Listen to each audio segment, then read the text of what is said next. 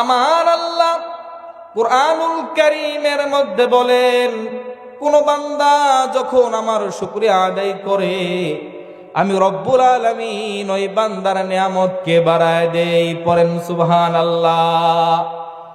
আর আমার যে বান্দাগুলো আমার নিয়ামত খায়, আমার নিয়ামত ভক্ষণ করে, কিন্তু আমার শুকরিয়া আদায় করে না, আল্লাহ রব্বুল আলামিন বলেন ওই বান্দার নিয়ামতকে আমি ছিনিয়ে নেই।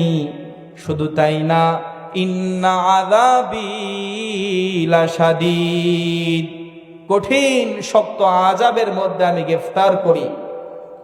আল্লাহ তাআলা যদি ধরেন, আমরা কি পার পাবো নাকি? আল্লাহ পাকের ধরা বড় শক্ত ধরা। দুনিয়ার মানুষকে আল্লাহ পাক রব্বুল আলামিন ছাড় দিয়েছেন যে বান্দা আমার বিধান, আমার হুকুম আহকাম মেনে চলো, তোমাদেরকে আমি এর বিনিময়ে চিরস্থায়ী জান্নাত দিব। পড়েন সুবহানাল্লাহ। কিন্তু দুনিয়ার মধ্যে, এই পৃথিবীর মধ্যে ইহুদি, হিন্দু, খ্রিস্টান অনেক জাতি রয়েছেন যারা আল্লাহ পাকের শুকরিয়া আদায় করে না। তাদেরকেও আল্লাহ তাআলা রিজিক দিয়ে থাকেন, ঠিক না ভাই? ঠিক বলেন। কারণ আল্লাহর দয়ার তো কোনো শেষ নাই। আল্লাহ তো গফুর, আল্লাহ তো রহিম। পড়েন সুবহানাল্লাহ।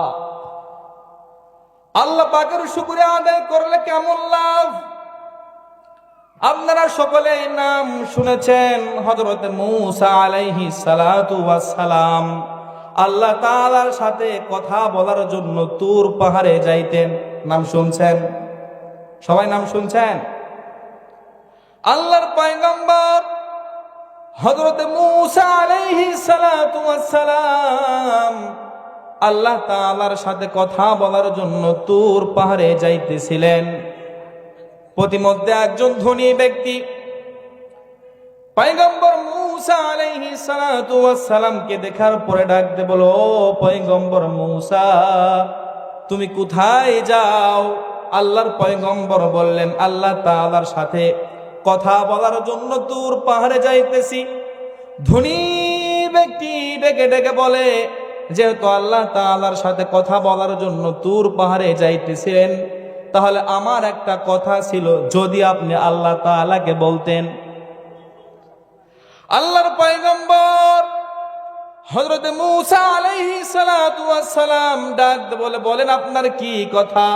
ধনী ব্যক্তি বলে, আল্লাহ পাক রব্বুল আলামিন আমাকে অনেক সম্পদ দিয়েছে, অনেক টাকা পয়সার মালিক বানিয়েছেন।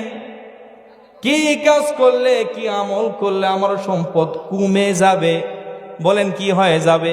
কি কাজ করলে, কি আমল করলে আমার সম্পদ কমে যাবে? আচ্ছা বলেন তো দেখি, আমরা সম্পদ বাড়ানোর জন্য কতই না কি করে থাকি, করি না বাবা? সম্পদ বাড়ানোর জন্য আমরা কতই না কি করে থাকি।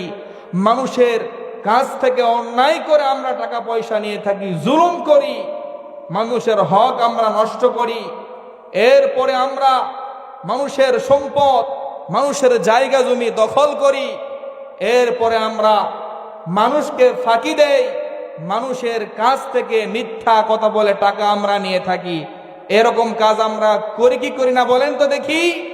আমাদের সমাজের মধ্যে এরকম কাজ সব সময় হয়ে থাকে। কিভাবে মানুষকে ঠকানো যায়, কিভাবে মানুষের মনে আঘাত দেওয়া যায়, কিভাবে মানুষের হক নষ্ট করা যায়, এই কাজে আমরা সব সময় প্রতিযোগিতা করি, ঠিক না বা ঠিক বলেন? ওই ধনী ব্যক্তি বলতেছেন, কি কাজ করলে, কি আমল করলে আমার সম্পদ কমে যাবে? তুমি একটু আল্লাহ তাআলার কাছ থেকে শুনে এসো। কারণ ওই ধনী ব্যক্তি জানেন, কিয়ামতের ময়দানে সন্তান এবং সম্পদ বিপদের কারণ হয়ে যাবে।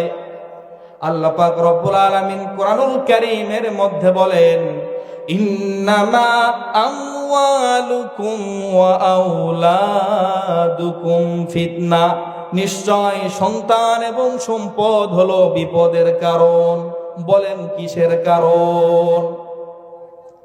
যদি কারো সম্পদ বেশি থাকে তাহলে তার হিসাব হবে বেশি। আর যদি কারো সম্পদ হয় কম, তার হিসাব হবে কম না বেশি বলেন? কম।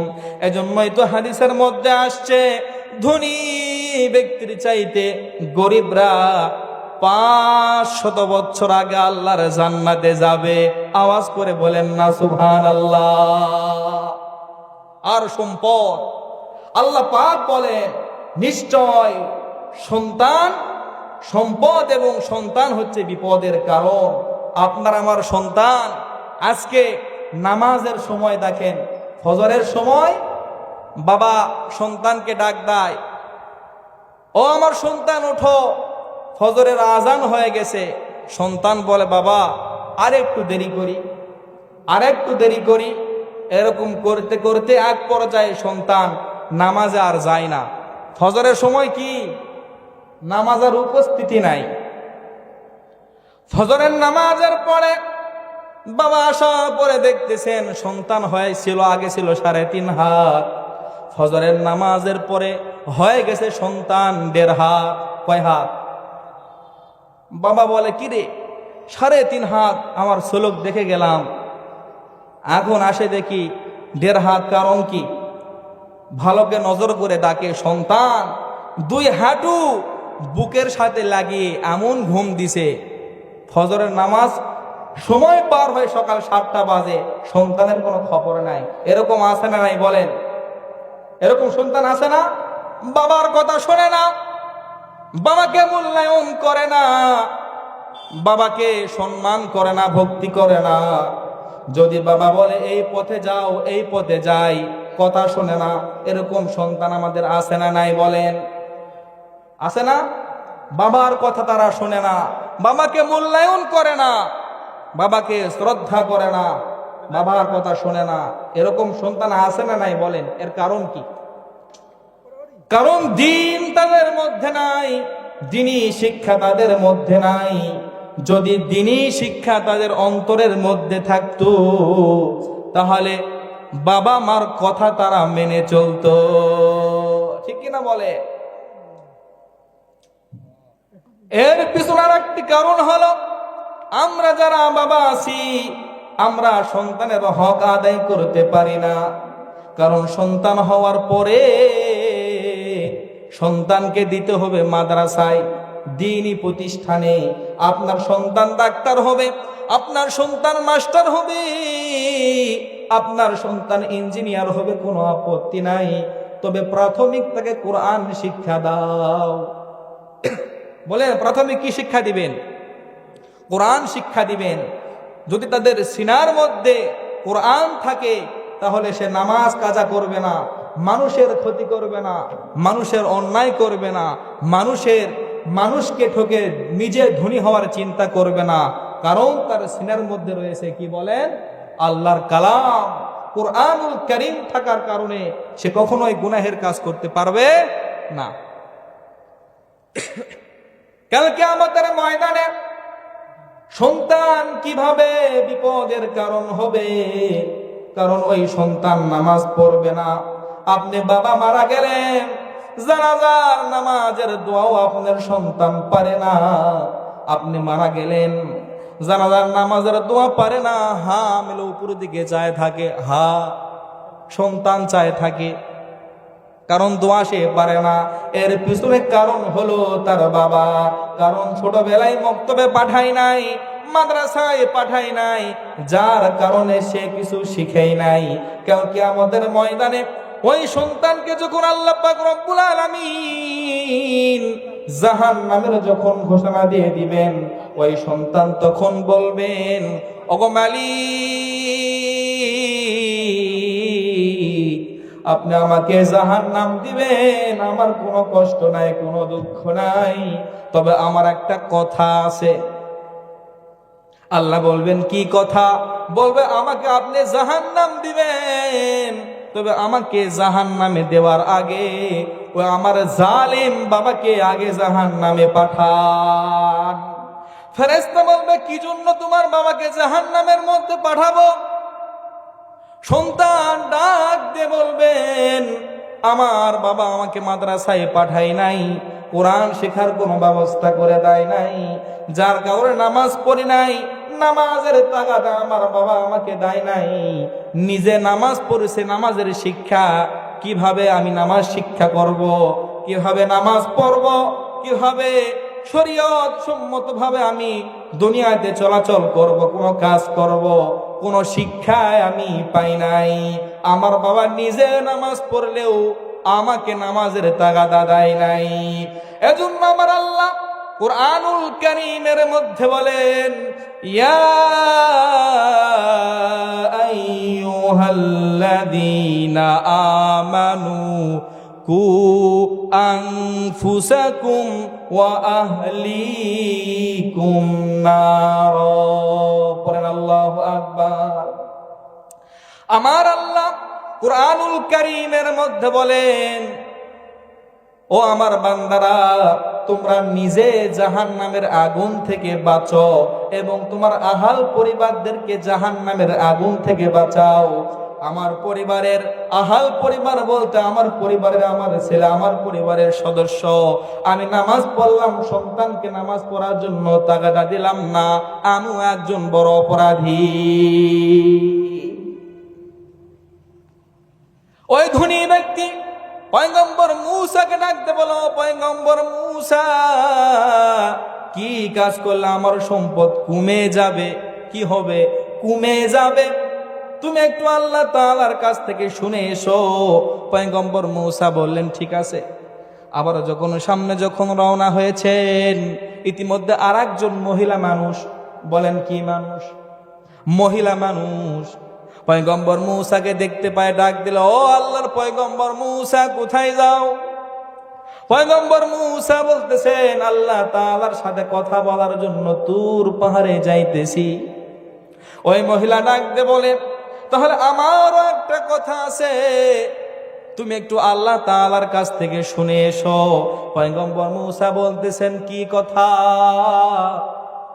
ওই মহিলা বলতেছেন, আমার বাড়িতে কোনো চাল নাই, কোনো ডাল নাই, টাকা পয়সা কিছুই নাই। কি কাজ করলে আল্লাহ তাআলা আমার পরিবারে বরকত দিবে, এভাবে পরিবার সচ্ছল হবে, তুমি একটু আল্লাহ তাআলার কাছ থেকে শুনে এসো।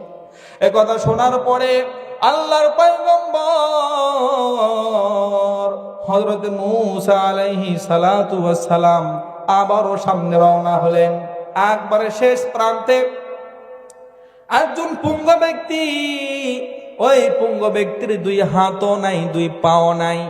কি নাই বলেন? দুই হাতও নাই, দুই পাও নাই। এমন ব্যক্তি পয়গম্বর মূসাকে দেখতে পায়, ডাক দিলেন, ও আল্লাহর পয়গম্বর মূসা, তুমি কোথায় যাও? পয়গম্বর মূসা বলতেছেন, আল্লাহ তাআলার সাথে কথা বলার জন্য তুর পাহাড়ে যাইতেছি। ওই পুঙ্গ ব্যক্তি ডাকতে বলে, তাহলে আমারও একটি কথা আছে। বলে, কি কথা? আমার দুই হাতও নাই, দুই পাও নাই। আল্লাহ পাক রব্বুল আলামিন আমাকে সৃষ্টি করেছেন কি জন্য? এরকম লোক আছে না সমাজের মধ্যে? দুই হাতও নাই, দুই পাও নাই। অনেক মানুষ আছে জন্মের পর থেকে দুই চক্ষু নাই। আল্লাহ তাআলা বান্দাকে পরীক্ষা করার জন্য এগুলো দিয়েছেন, ঠিক কিনা বলেন? যে বান্দা, আমি তোমাকে দুই চক্ষু দিলাম না, তুমি আমার শুকরিয়া আদায় করো কি করো না? বলেন।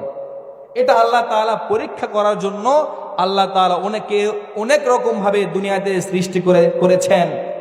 ওই ব্যক্তির মনের প্রশ্ন যে আল্লাহ পাক আমাকে সৃষ্টি করেছেন, দুই হাতও নাই, দুই পাও নাই, আমাকে কোনো কাজই হয় না। মানুষ আমাকে দেখলে কত কটাক্ষ করে, কত অবহেলা করে, সমাজে আমার কোনো মূল্যায়ন নাই। আল্লাহ পাক আমাকে কি জন্য খামাকায় সৃষ্টি করেছেন? আমাকে সৃষ্টি করার পিছনে কারণ কি? সে বলতেছে, আমাকে সৃষ্টি করেছেন, আমাকে সৃষ্টি করার পিছনে কারণ কি? ওর মনের একটা চাহিদা, চাওয়া, শুনতে চায়। তো পয়গম্বর মূসা বললেন, ঠিক আছে, আমি আল্লাহ তাআলার কাছ থেকে ইনশাআল্লাহ শুনে এসে বলবো। যাওয়ার পরে পয়গম্বর মূসা আল্লাহ তাআলার সাথে কথা বলতে বলতে এক পর্যায়ে ওই রাস্তার পথে তিনজন ব্যক্তি ধরেছে, মনেই নাই। বলেন কি নাই? মনেই নাই।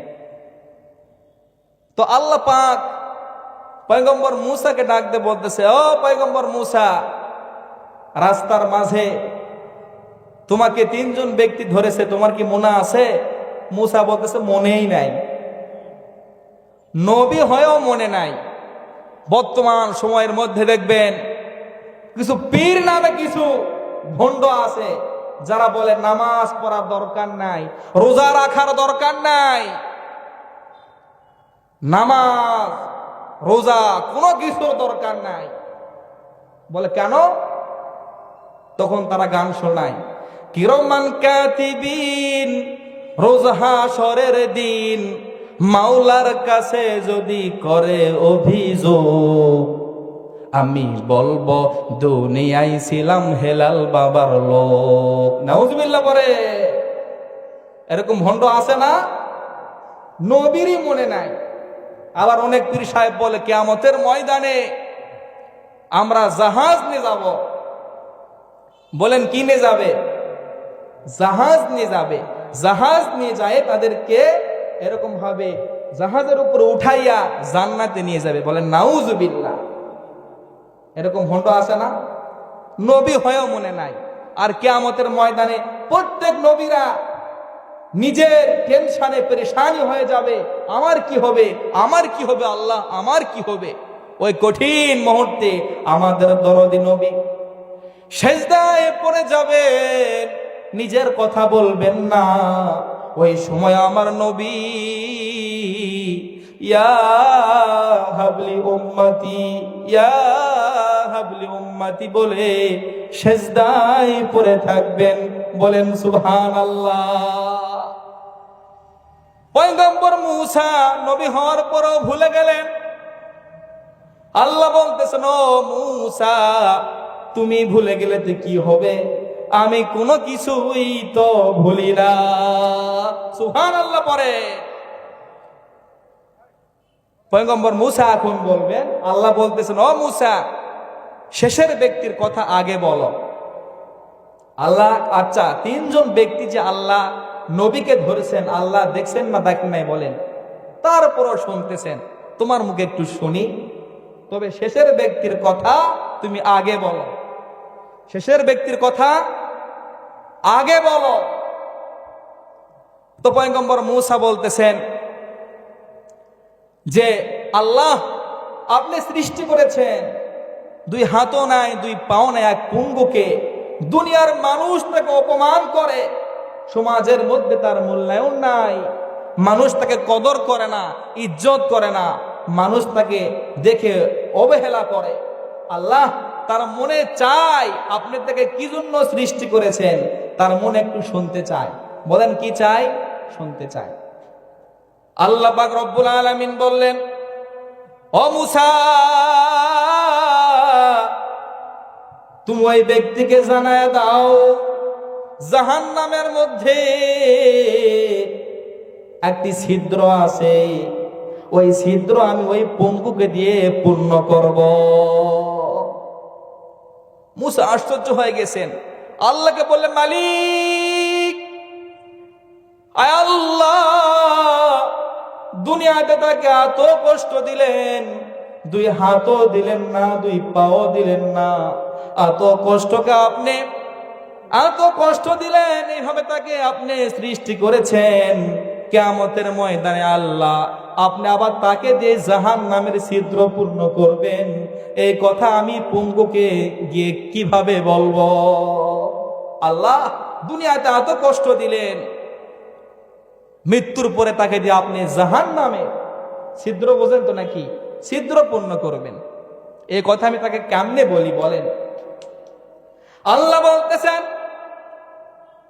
ও মূসা আমার পক্ষ হতে যত কথা আমি যত নবীকে প্রেরণ করেছি, আমার পক্ষ হতে যত কথা যত খবর দেওয়ার জন্যই প্রেরণ করেছি। বলেন সুবহানাল্লাহ।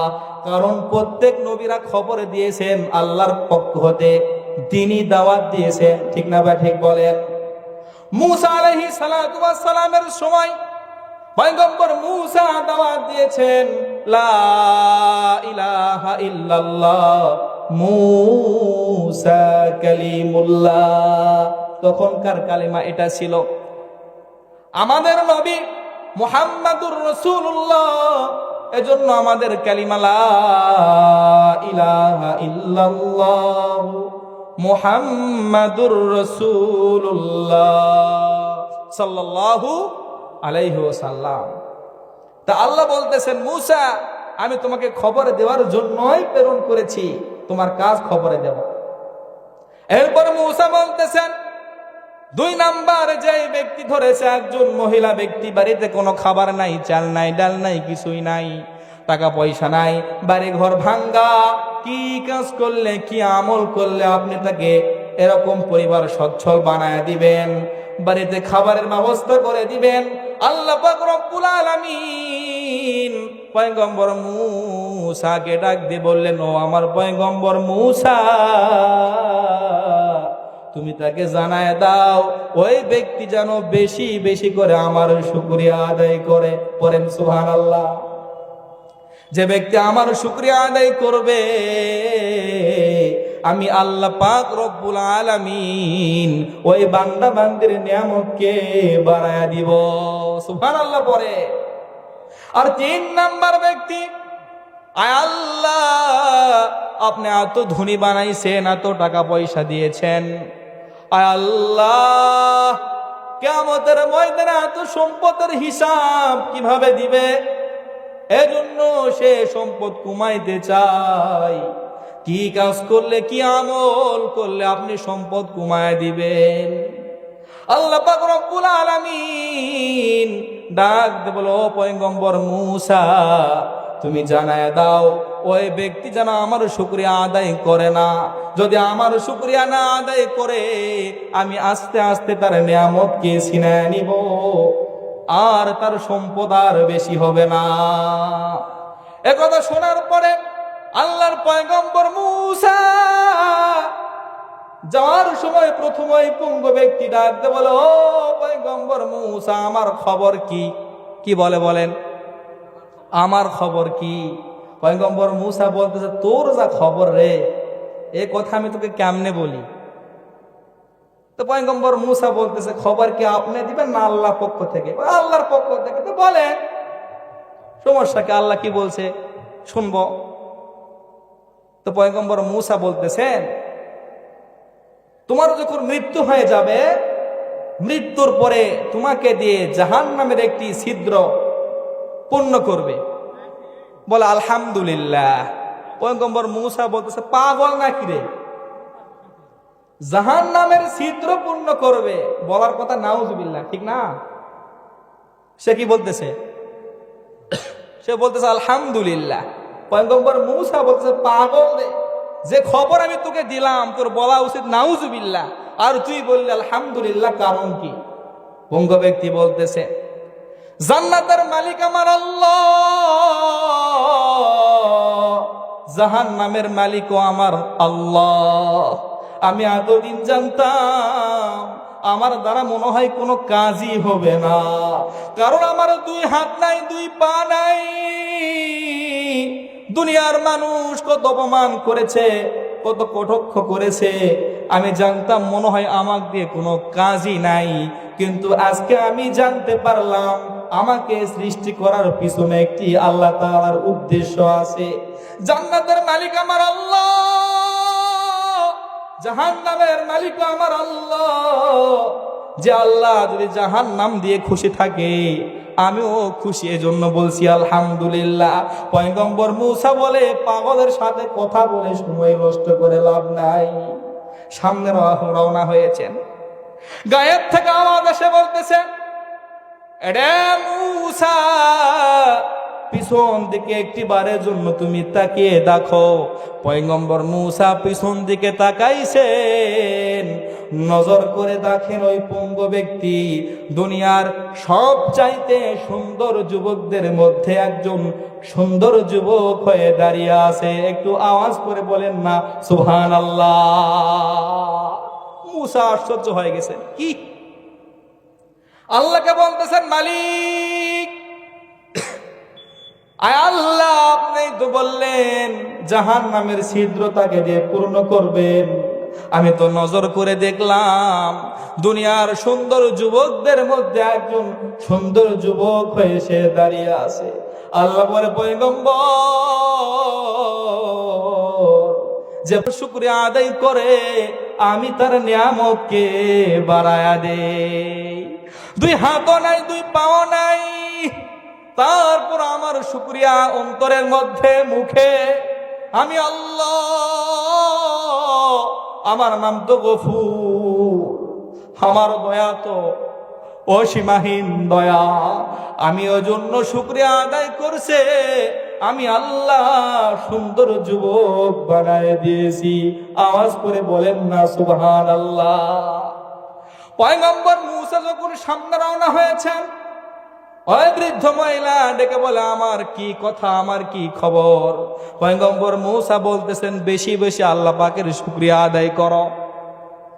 মহিলা মানুষ থাকেন না, সারা জীবন বাজার করে দিবেন, সারা জীবন চুনো, পাউডার, আলতা, ফিতা সব দিবেন, মাত্র একদিন দিবেন না, কিছুই দেয়নি। কি বলেন? সারা জীবনের দেওয়া কিছুই দেয়নি। এখন তো বর্তমান এখন এমন অবস্থা হয়ে গিয়েছে সমাজের মধ্যে, তার স্বামী একটি কাপড় নিয়ে আসলে তার মন ভালো লাগে না, পছন্দ হয় না। এই মাসেরই কথা বললাম, এই রমজান মাসের কথাই বলতেছি, বাস্তব কথা বলতেছি। স্বামী আর স্ত্রী দুইজন গেছে মার্কেটে। স্বামী অনেক গরিব মানুষ, টাকা পয়সা নাই, তো নিয়ে গেছে ওনার স্ত্রীকে, নিয়ে গিয়েছে এমন একটি জামা চয়েস করছে, পছন্দ করছে, যার মূল্য 4,000 টাকা। কত হাজার? বেচারা এখন গরিব মানুষ, দোকান ভর্তি মানুষ, ভরপুর মানুষ, ঈদের বাজার, বুঝেন তো। তো স্বামী বলতেছে, জি তুমি অত দামের না নিয়ে একটু কম দামের কিনলে খুব ভালো হয় আমার জন্য, এত তো টাকা পয়সা নাই কাছে। বলে, না, আমি ওই জিনিস পছন্দ করছি, আমি ওটাই নিব, অন্য আমি কোনোটা নিব না। এক পর্যায়ে স্বামী বলে, না, ওটা কিনে দেওয়ার মতো আমার কাছে কোনো সামর্থ্য নাই, অন্যটা পছন্দ কর। স্ত্রী নিজের জুতা খুলে এতগুলো মানুষের সামনে তাকে চড়াইতেছে, পুরা ফুটেজ একবারে ভাইরাল হয়ে গেছে বর্তমান সময়ে, এর বাস্তব কথা। তাহলে দেখেন কোথায় আজকে আমাদের স্বামীদের মূল্য বলেন। মানুষের সামনে স্ত্রী এরকম ভাবে জুতা দিয়ে স্বামীকে মারতেছে, এরকম ঘটনা আমাদের বাংলাদেশের ঘটনা। নাউজুবিল্লাহ পড়েন। তাহলে বর্তমান সমাজ কোথায় চলে গেছে বলেন? শুকরিয়া নাই, সারা জীবন স্বামী কাজ করে মাথার ঘাম পায়ে ফেলে টাকা উপার্জন করে আসে, স্ত্রীকে দায়, সারা জীবন দিয়ে আসতেছে, একদিন দেয়নি, কিছুই দেয়নি। এ হচ্ছে মেয়ে মানুষের চরিত্র, স্বভাব, কঠিন চাল তাদের। এক লোকের স্ত্রী বাসায় নাই, তো খুঁজতেছে, খুঁজতে খুঁজতে সাগরের কিনারায় আসছে। তা আসার পরে এক লোককে বলতেছে যে আমার বউকে পাইতেছি না, মনে হয় সাগরের মধ্যে মনে হয় পড়ে গেছে, কারণ এখানে গোসল করার জন্য আসছে, তো মনে হয় পড়ে গেছে। বলে, কোথায় গেছে? এখন সে ব্যক্তি বলতেছে, ঢেউ যেদিকে যাইতেছে ওই দিকে আপনার স্ত্রী গেছে। বলে, আচ্ছা ঠিক আছে। তো ঢেউ যায় একদিকে, হে বেচারা যায় আর একদিকে। এক লোক বলতেছে, পাগল মানুষ, ঢেউ যায় এইদিকে, যদি এখানে পড়েই যায় তাহলে ঢেউয়ের সাথেই সে চলে গেছে। বলে, না ভাই, আমার বউ যাবে না। কেন যাবে না? বলে, সারা জীবন বলে এই কাজ করো, ওই কাজ করে বসে থাকে, বলে এদিকে যাও, এদিকে যায়। তো আমার আজকে বিশ্বাস, ঢেউ যেহেতু এদিকে গেছে, আমার বউ মনে হয় উল্টা দিকেই গেছে। তার মানে কত বিরক্ত হয়ে গেছে বলেন, স্ত্রী প্রতি তার স্বামী কত বিরক্ত হয়ে গেছে, যার কারণে সে কথা বলতে পারে। মানে মরে গেল আর তাই আসে না, মানে এত টেনশন পেরেশানের মধ্যে রাখে, মনে হয় মারা গেলে শান্তিতে থাকি, এমন অবস্থা। তো পয়গম্বর মূসা বলতেছেন, আপনি আল্লাহ তাআলার বেশি বেশি শুকরিয়া আদায় করেন, আল্লাহ পাক রব্বুল আলামিন আপনার নিয়ামতকে বাড়ায় দিবে। মহিলা ব্যক্তি বলতেছে, ঘরে ডাল নাই, চাল নাই, 3 ফুটা, বৃষ্টি আলে পানি পড়ে, আর এই সময় আল্লাহ তাআলার শুকরিয়া, আমি শুকরিয়া আদায় করতে পারবো না। ইন্না আযাবি লাশাদীদ, আল্লাহর ধরা বড়া শক্ত ধরা। মুহূর্তের মধ্যে একটি ঝড় চলে আসলো, বাড়িঘর নিমিষের মধ্যে ধ্বংস হয়ে গেল। পরে নাউজুবিল্লাহ। পয়গম্বর মূসা যখন সামনে রওনা হলেন, ধনী ব্যক্তি ডেকে ডেকে বলে, ও পয়গম্বর মূসা, আমার খবর কি? আল্লাহর নবী মূসা আলাইহিস সালাতু ওয়াস সালাম বলেন, আপনি আল্লাহ তাআলার শুকরিয়া আদায় করবেন না। যদি শুকরিয়া না আদায় করেন, আমার মালিক আল্লাহ আপনার নিয়ামতকে ছিনিয়ে নিবে। ধনী ব্যক্তি ডেকে ডেকে বলে যে, আল্লাহ আমাকে এত সম্পদের মালিক বানাইছেন, আমি শুকরিয়া না আদায় করে থাকতে পারবো না। পয়গম্বর মূসা বলেন, যত শুকরিয়া আদায় করবেন, আমার আল্লাহ আপনার সম্পদ বাড়াইতে থাকবে। সুবহানাল্লাহ পড়ে। তাহলে দেখেন শুকরিয়ার কত ফজিলত। আজকে আমাদের মাঝ থেকে, এই বছর আমাদের মাঝ থেকে রমজান বিদায় নিয়ে চলে গেলেন। সামনে বার রমজান পাবো কি পাবো না আমরা কি জানি নাকি? ঈদের পরে আজকে মাহফিল হচ্ছে, কত সুন্দর আয়োজন। তবে আমরা রমজান মাস, অনেকেই দেখবেন রমজান মাসে মুসল্লি ধরে না, এত পরিমাণ মুসল্লি। আর ইফতারের সময় তো দেখবেন, বাহ, ফজরে মুসল্লি থাক না থাক, ইফতারের সময় রোজা থাক কিংবা না থাক, মুসল্লি ভরপুর। আমি ঢাকাতে ওখানে চাকরি করি, তো সেখানে কিছু লোক আছে রোজা থাকে না, বলে হুজুর রোজা নাই তো না, একটা গুনাহের কাজ করছি, যদি ইফতার না করি আর একটা গুনাহ হয়ে যাবে, এজন্য রোজা থাকি না থাকি ইফতার করাই লাগবে। মানুষেরা দেখেন কেমন উঠতি। রমজান মাস, আসলে কি রমজানে নামাজ পড়বো, বাকি মাস কি আমরা এরকম ভাবে আমল করব না নাকি? বলে বাকি মাস আমরা আমল করব না? রমজান আমাদের শিক্ষা দেয় তাকওয়া। বলেন কি শিক্ষা দেয়? তাকওয়া। এই মাসে আল্লাহ রসুল বলছেন, আমরা সবাই জানি, আল্লাহ রসুল সাল্লাল্লাহু আলাইহি ওয়াসাল্লাম মেম্বারের প্রথম সিঁড়িতে পা রেখে বললেন কি? বলেন তো আমিন। বাবজান জানে, মাশাআল্লাহ, খুব ভালো লাগলো শুনে। ওই ব্যক্তি ধ্বংস হয়ে যায় যে ব্যক্তি রমজান মাস পাইল, নিজের পিতা মাতার জন্য দোয়া করে জান্নাতে নিতে পারলো না, ওই ব্যক্তি ধ্বংস হয়ে যায়। হে কপাল পোড়া। আল্লাহ রসুল বলছেন আমিন, সম্মতি দিয়েছেন আল্লাহ রসুল। যে কথা বলতেছিলাম, এরপরে আরো 3টা কথা বলেছেন। আমার মূল বিষয় হচ্ছে পিতামাতার জন্য কিছু কথা। পিতামাতার বর্তমান সময় আমি বললাম, প্রথমেই বললাম, কথা শোনে না, এরকম বাচ্চা আছে না নাই? বলেন, এরকম বাচ্চা পোলাপান আছে না? বাবা মার কথা মূল্যায়ন করে না, বাবাকে তুই বলে সম্মতি করে। আল্লাহ বলছেন পিতামাতার সামনে এমন বিনয়ী হও, উফিউ ওয়ালা তানহারহুমা ওয়া কুল লাহুমা কওলান কারীমা। তোমার পিতামাতার সামনে তোমার গর্দানকে ঝুঁকায় দাও। তোমার কারণে, তোমার ব্যবহারে, তোমার কথায় তোমার পিতামাতার মুখ থেকে যেন উফ এই শব্দটিও যেন না বের হয়। কথাটা কার বলেন? সবাই আওয়াজ করে বলেন কার? আল্লাহ। আজকে আমরা পিতামাতার হক আদায় করি না, এরকম আছে না? পিতামাতার দোয়া আমাদের দরকার আছে না নাই? বলেন, আছে না? এক সাহাবী নিজের মাকে, বৃদ্ধ মা, চলতে পারে না, হাঁটতে পারে না, বৃদ্ধ হয়ে গিয়েছে, ওই মাকে মাথার একটা ঝুড়ি নিছে, ঝুড়ির উপরে মাকে বসাইছেন। বসানোর পরে কাবা শরীফ 7 বার তওয়াফ করছেন। কতবার বলেন? 7 বার তওয়াফ করেছেন।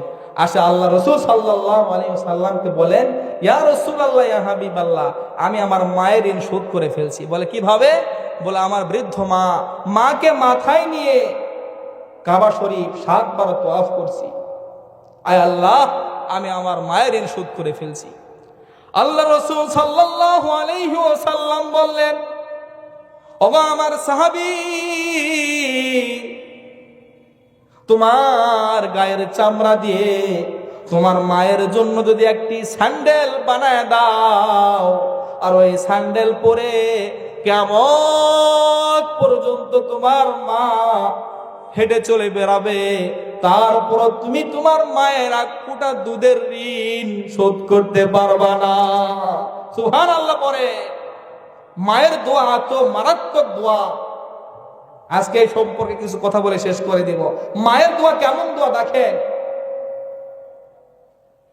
হযরত জুরাইজ রাহমাতুল্লাহি আলাইহি এমন একজন আবেদ বান্দা, আল্লাহর ইবাদত বন্দেগীতে কাটাইতেন, আল্লাহ তাআলার ইবাদত বন্দেগী এত পরিমাণ করতেন, ঘর ছেড়ে জঙ্গলের মধ্যে একটি ঘর বানাইছেন।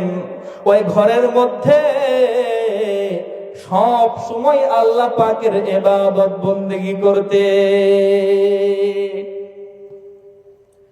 অসুস্থ মা নিজের সন্তানের সাথে কথা বলার জন্য, দেখা করার জন্য, সন্তানের সাথে কথা বলবে এজন্য নিজের মা সন্তানের সাথে কথা বলার জন্য সন্তানের বাসার সামনে চলে আসছে। বলেন কার সামনে আসছে? বাসার সামনে আসছে। আসার পরে নিজের সন্তানের নাম ধরে ডাকে, ও আমার সন্তান জুরাইজ, ঘর থেকে একটু বাহির হয়ে আয়, আমি তোর মা তোমার সাথে দেখা করার জন্য আসছি। ওই সময় আল্লাহর কি নীলা খেলা, সন্তান নামাজের মধ্যে আসে। বলেন কিসের মধ্যে? নামাজের মধ্যে। আচ্ছা আপনারা বলেন তো দেখি, আপনার নামাজে দাঁড়াইছেন, আরেকটি সাপ আসছে মসজিদের বারান্দায় কিংবা মসজিদের কোণার মধ্যে, সাপ আসছে, আপনি এখন করবেন কি? মাসলা হলো নামাজ ছেড়ে দেওয়া। এখন আপনি যদি মনে করেন না সাপে কামড় দেয়, দেখ নামাজ ছাড়বো না, হইল এটা? আপনি নামাজে দাঁড়াইছেন, ছোট্ট একটি বাচ্চা পুকুরের মধ্যে পড়ে গেছে, বাচ্চা মরে যায়, মরে যাক, আস-সালাতু মি'রাজুল মুমিনিন। আপনি বলতেছেন নামাজে দাঁড়াইছি আল্লাহর সাথে সাক্ষাতের মতন, আল্লাহ আমার সামনে বসা, নামাজ ছাড়ে সন্তানকে বাঁচাবো না। এটা কি শরীয়ত সম্মত? শরীয়ত হচ্ছে নামাজ ছেড়ে দিয়ে সন্তানকে বাঁচাও, কারণ জীবন বাঁচানো ফরজ। পড়েন সুবহানাল্লাহ। মা অসুস্থ মানুষ ডাকতেছে, জোরাইজ তো বড় একজন আবেদ বান্দা, আল্লাহর খাঁটি বান্দা, মনে মনে চিন্তা করে সলাতি উম্মি, সলাতি উম্মি, মা ডাকে ডাক, নামাজ পড়তেছি, নামাজ শেষ করার পরে আমি আমার মায়ের সাথে দেখা করব। বৃদ্ধ মা ঘন্টার পর ঘন্টা বসে থাকতে থাকতে এক পর্যায়ে মা বিরক্ত হয়ে চলে গেলেন। সন্তান নামাজ পড়ার পরে দেখতেছেন মার নাই। কয়েকদিন পরে আমারও মা আসছে, নিজের সন্তানের চেহারা দেখবেন, নিজের সন্তানের চেহারা দেখার জন্য আবারও চলে আসতেছেন। আসলে দেখেন, মা বাবার মনে অনেক দয়া। আমার নানি অনেক বয়স, বুঝছেন, এরপরও আমার নানির বাড়ি পাশে, তারপরও বয়স্ক মানুষ, মামারা বলে যাওয়ার দরকার নাই, কোথায় পড়ে থাকবে, লিয়া হয়ে যাবে, দরকার নাই, তারপরে চলে আসে। বলে আমার মেয়ের চেহারা দেখলেই ভালো লাগে, শান্তি লাগে। তো অসুস্থ মানুষ তারপরও দেখার জন্য চলে আসে, কত মায়া মহাব্বত দেখে। বলে মেয়ের চেহারা দেখলেই শান্তি লাগে। অসুস্থ সে খেয়াল করে না, ওই চিন্তা তার মাথার মধ্যে নাই, মেয়েকে দেখবে চলে আসতেছে। জুরাইজ রহমতুল্লাহ আলাইহির তার মা তাকে দেখার জন্য কি বলেন চলে আসছে। দ্বিতীয় দিন আবারও নামাজের কি মুসল্লায় দাঁড়িয়ে আছেন, মনে মনে চিন্তা করেন সলাতি উম্মি, নামাজ দাঁড়াইছি, আল্লাহর সামনে দাঁড়াইছি, মা ডাকতেছে ডাকু, আমি নামাজ আগে শেষ করব। বৃদ্ধ মা সন্তানের জবাব না পেয়ে আবারও চলে গেলেন। আবারও কয়েকদিন পর আবারও সন্তানের কথা মনে পড়ছে, সন্তানকে দেখার জন্য বৃদ্ধ মা লাঠির উপর ভর দেয়া দিয়া আবারও চলে আসছে। সন্তানকে ডাকতে বলো, আমার সন্তান জোরাই, আয় রে বাবা, ঘর থেকে একটু বাইর হ। দরজার কয়েকবার নক করছে, সন্তানের জবাব পায় না। সন্তান ইবাদত বন্দেগী করতেছেন, নামাজের মুসল্লায় দাঁড়িয়ে মা বারবার ডাকে, সন্তানের আওয়াজ পায় না। বৃদ্ধ মা মুখ থেকে বাহির হয়ে গেছে, ও আমার সন্তান, 10 মাস 10 দিন গর্ভে ধরলাম, নিজে না খেয়ে তোর মুখে খাবার উঠায় দিলাম, আজকে এতবার তোকে দেখার জন্য ডাকতেছি, তারপরও তুই দরজা খুলিস না। তোর কি মায়ের চেহারা ভালো লাগে না? মায়ের কথা কি শুনতে ভালো লাগে না? মায়ের সাথে সাক্ষাৎ করতে কি তোর মন চায় না? ও আমার সন্তান, যেহেতু তোর মায়ের চেহারা তোর কাছে ভালো লাগে না, ঘর থেকে যখন বাইর হবি, একজন নর্তকী মহিলার তুই চেহারা দেখবি। মায়ের মুখ থেকে কথা বের হয়ে গেছে, মা তো মা, মা তো মা। ওই এলাকার মধ্যে হঠাৎ করে একটি গুজব ছড়িয়ে গেল, এক মহিলার বিবাহ হয় নাই কিন্তু বাচ্চা হয়ে গেছে। বিবাহ হয় নাই, বাচ্চা হয়ে গেছে। এলাকার সবাই তাকে ধরছে, বল সন্তানের বাবাকে, বাবাকে চাপ প্রয়োগ করছে। এক পর্যায়ে ওই মহিলা বলে দিয়েছে, এই সন্তানের বাবা হলো জোরাইস। মুখ থেকে কি হয়ে গেছে বলে, নাম বের হয়ে গেছে। এলাকার মানুষজন সবাই মনে মনে চিন্তা করে, হায় রে হায়, যাকে আমরা আবেদ বলতাম, বুজুর্গ ব্যক্তি বলতাম, কিন্তু সে এত পরিমাণ খারাপ আমরা আগে জানতাম না।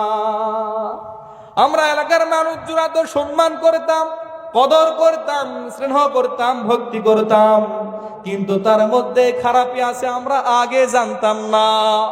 সবাই একবারে তাকে মারার জন্য ইট পাটকেল নিয়ে চলে আসতেছেন। জোরাইজ রহমতুল্লাহ আলাইহির ঘর ভাঙ্গে চুরমার করে দিয়েছেন।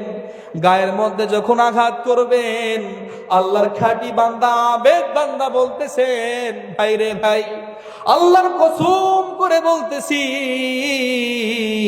আমি ওই মহিলার সাথে কোনো খারাপই করি নাই, আমি ওই মহিলাকে আমি চিনি না। মানুষ কি মানবে নাকি এটা? সবাই রাগে রাগ মেয়েকে সাথে নিয়ে আসছে, মেয়ে বলতেছে ওই আমার সাথে খারাপই করছে। দেখেন আবেদ বান্দাদেরকে আল্লাহ তাআলা কত ভালোবাসেন। আবেদ বোঝেন, নেককার বান্দা, আল্লাহ ওয়ালা বান্দা। সে আলেম না, সে হাফেজও না, সে ক্যারিও না, কিন্তু নামাজ পড়ে, ইবাদত বন্দেগী করে, তাকে বলা হয় আবেদ বান্দা। অনেক আবেদ বান্দা, হাফেজ, কারি, মাওলানা, এদের মধ্যে আবেদ বান্দা হয়, কিন্তু এ হলো আবেদ বান্দা একজন, এত পরিমাণ আবেদ বান্দা ইবাদত করার জন্য ঘর ছেড়ে চলে আসছে। সবাই এখন মারবে। জোরাইস বলতেছেন, আল্লাহর কসম,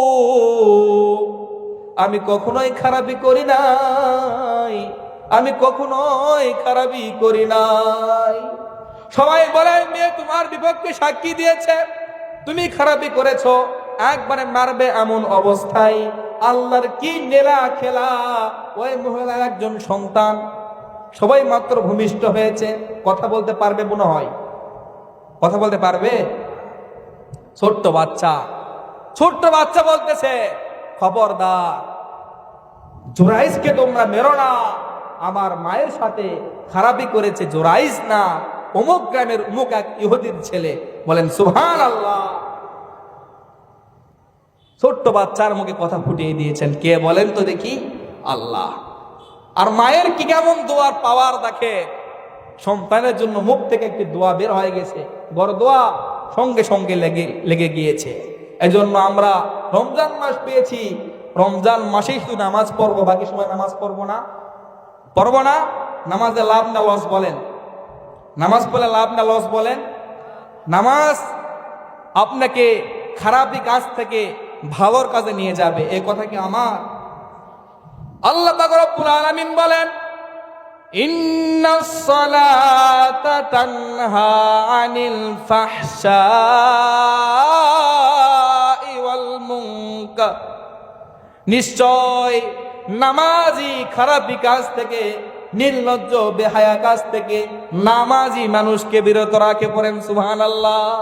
আজকে আমরা নামাজও পড়ি, মানুষের জমির আলো ঠেলি, আছে না নাই?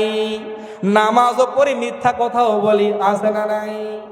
নামাজও পড়ি, মানুষের হক নষ্ট করি, মানুষের প্রতি জুলুম করি, মানুষকে অনর্থক অযথাই অপমানিত করি। এরকম লোক সমাজের মধ্যে আছে না নাই?